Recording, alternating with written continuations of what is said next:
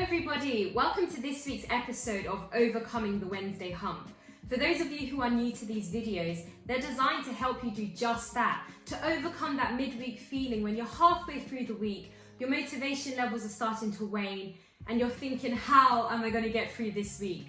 These videos are designed to lift you back up, to give you that motivation and that inspiration to keep driving forward in the direction towards your dreams and your visions for the future. Now in this week's video, I want to talk about the importance of facing challenges head on. Now this is important because sometimes when we're encountering a challenge or a situation that intimidates us or makes us feel uncomfortable, or a situation where we're thinking, I've got no clue how I'm going to get over this or get through this, it can be quite tempting to try to avoid the situation, to try to ignore the situation and pretend it's not happening by putting it to the back of your mind or saying, I'll deal with that later. And sometimes people can totally freeze and feel like almost paralyzed by fear because they're thinking, I just don't know what I'm going to do. In today's video, I want to dive into this kind of situation and I want to talk about some of the things that you can do to help you to face challenges head on. The first thing I want to say is that oftentimes when we're intimidated or scared about something, we can magnify the situation in our mind. We can make it seem so much more scary and so much more intimidating than what it actually is. So firstly, I'd say a practical thing you can do is if you're faced with a situation or you hear some news that disappoints you or something has really left you feeling emotionally heightened and you're feeling excessive anxiety or excessive fear or even excessive anger, I would say step back. Just step back. Okay? Because whenever we're in an emotionally heightened state, that can start to impair our judgment, that can start to impair our thinking, and our mind can go all over the place. So first and foremost, just take time to breathe, take time to step back, okay? To give you like a really small example of this, I've noticed that on first waking up in the mornings, if I read my emails, which is probably something that you shouldn't do when you first wake up, sometimes an email that's just neutral but maybe asking me to do something or alerting me to something, I can interpret it in a negative light. So I'm thinking, oh my God. But then if I reread that email an hour later when I'm a bit more awake and I've started the day, I'm like, why was I feeling like I felt when I first read this? Because it's really not that bad. So that's just one such example of the importance of giving yourself some time. Because as I said, when you're emotionally heightened, it starts to impair your judgment. So that's the first thing I'd say. The second thing I'd say is when you've got a daunting task or a daunting situation, ask yourself, what is something that I can practically do? Because you can only do what is within your power to do. There are some things that are out of your control. And when you can delineate what is within your control compared to what is out of your control, it helps you to take a level of control over that situation, which makes you feel a sense of safety and security. Because then you know that, okay, this is a situation and I can do X, Y, and Z. And when you get to work on doing X, Y, and Z, that helps you to know that you're moving in the direction towards achieving this thing or overcoming this issue or this problem. Again, to give you a practical example, say that there's a big project at work that you need to do and it's really intimidating you and it's really making you feel worried. Practically, if you can just take a step back and look at the project on a whole and then break it down into measurable bite-sized chunks where you know that this is something I can do and this other area is potentially something I could allocate to somebody else, then that is helpful because it allows you to start getting a team of people on board. And that's the other thing, when you've got these huge challenges, ask for help. In any area of life, you can always reach out and ask somebody for an opinion. Even sometimes just speaking to someone, letting them be a sounding board can really, really help you. To use myself as an example, while I was at medical school, I was doing everything. I laugh because I look back and I think, how did I even do that? I was studying to become a doctor, I was running a charity, I was doing these various public speaking things, I was involved in leadership courses, I was doing all of these different things. But in addition to that, I was also working on a research project. And this research project, I was finding it really challenging because I felt out of my depth.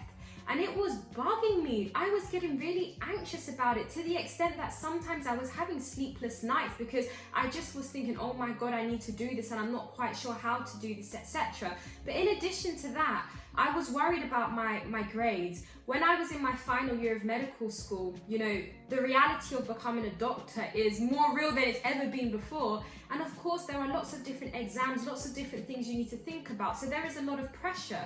And having to do that alongside everything else and this research project, the thought of the research project was just becoming a huge burden. But, you know, I'm the kind of person where if I commit to doing something, I like to go through with it, you know? So I was thinking that if I step back or say no to this now, it's almost like I've kind of given up, or I'm, you know, not following through with the commitment. I was talking to a doctor on one of the placements I had, and I shared this experience or this challenge with him and asked for his advice. He basically helped me to think deeply about what I wanted to do. And the deep reality and my deep truth was that I didn't want to do this project anymore, because in light of all my other priorities, it wasn't a huge priority. The first and foremost priority was passing my exam so that I could become a doctor. And so I agreed, and I felt peace that yes, this is the right thing that I'm going to do. And so I told the person leading the project that I need to step back, and it was fine. And after I made that decision, it was like a huge weight had been lifted off my shoulders. And that was just because I reached out to somebody. Somebody became my sounding board. I had a conversation with them. They helped me to identify what was important to me in that season of my life. And that's another thing. When you're facing challenges, it's really important that you start to look at what is important to you in your life at that moment. Because as a human being, we have a finite amount of energy. There are 24 hours in a day, and it's how we utilize that time that impacts our reality. It impacts which direction we're going in.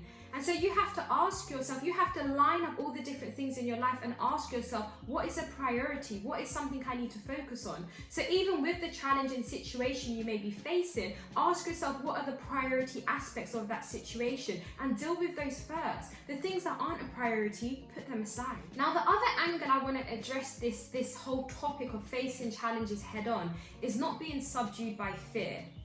Now, this is so important. Sometimes we're only really able to overcome the feeling of fear by just doing the thing that scares us.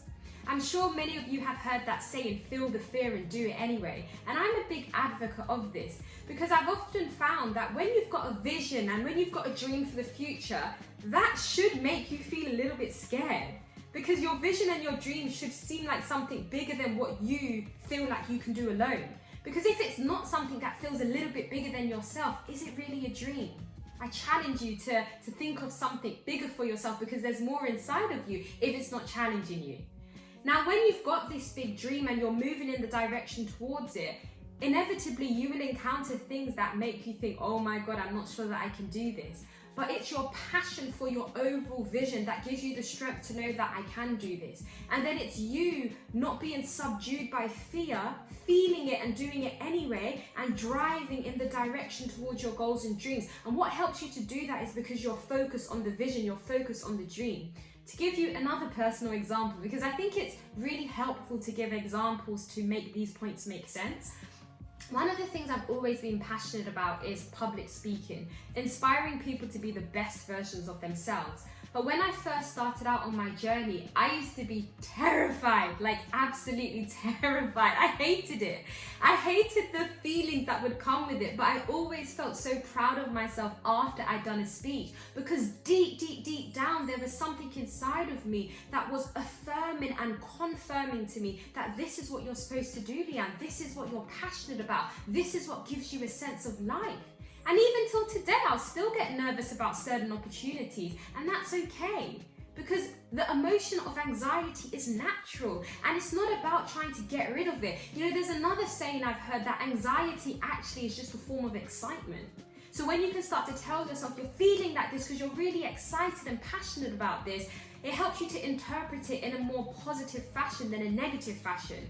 Because sometimes anxiety is even a confirmation that you want to do a great job. Because if you didn't care about what your performance was like, if you didn't care about the challenge that you're experiencing now, you wouldn't feel any type of fear or anxiety because you don't care.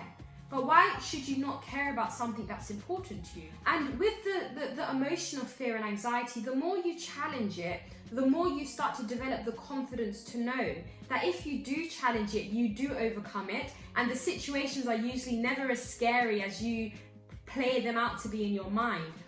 And in addition to that, you start to develop coping mechanisms so that you can become more efficient when you're feeling that emotion of anxiety and fear, but you're challenging it. Because initially it could freeze you. It could make you feel a bit paralyzed, but the more you keep on challenging it, the more you keep on focusing on the end vision and the end goal and the reason why you're doing what you're doing, the easier it gets to keep persevering and to keep overcoming that emotion. And I must say, everything I've achieved that's been significant in my life thus far has usually been preceded by the emotion of anxiety or fear. You know, setting up my charity terrified me. As I said, different public speaking opportunities I've had have scared me. Becoming a doctor was so preceding few months when I was thinking about, oh my goodness, I'm about to go on the wards, okay? But you get through. So I want to encourage you today to face your challenges head on, to not ignore them, because ignoring them is not going to make them go away. Ignoring them is not going to help you to overcome them, okay? I want to encourage you that you have it within yourself to overcome the challenges. I want to encourage you to reach out to individuals in your network, ask them for help, ask them for advice, ask them to be a sounding board. I want to remind you that you've got this, you can do this. Keep persevering, keep holding on to faith, keep holding on to hope, and keep challenging fear. Because the more you do it, the stronger you get, and the more insignificant fear starts to become in your life. Thank you for listening. If you enjoyed this video, please do like, subscribe, and follow me on Instagram. See you next time.